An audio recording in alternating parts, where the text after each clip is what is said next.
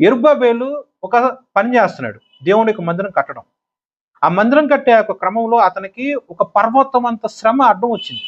ఒక పర్వతమైన కష్టం అడ్డం వచ్చింది. పర్వతమైన హేళన అడ్డం వచ్చింది. ఒక పర్వతమంత నిందలు అడ్డం వచ్చింది.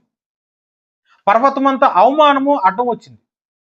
పర్వతమంత లేమి అంటే డబ్బు లేని తనము, మెటీరియల్ కొనుక్కోలేని తనము అడ్డం వచ్చింది. ఆ టైంలో చాలా నిరుత్సాహంతో అయిపోయాడు.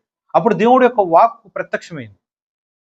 నీ దగ్గరున్న నీ యొక్క బలము కాదు దేవుడి యొక్క మందిరం కట్టేది.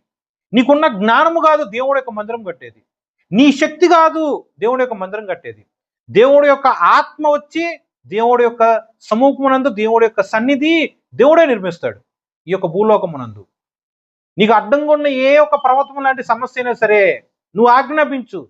పర్వతమా, యెరుబ్బయలుని అడ్డగించుటకు నీవు ఏ మాత్రపు దానము, నువ్వు చదును భూమి అవుతావు అని దేవుడి యొక్క ఆత్మతో నువ్వు ఆజ్ఞాపించు. ఏది నీ శక్తితో ఆజ్ఞాపించు మాకు, నీ బలముతో నువ్వు ఆజ్ఞాపించు మాకు.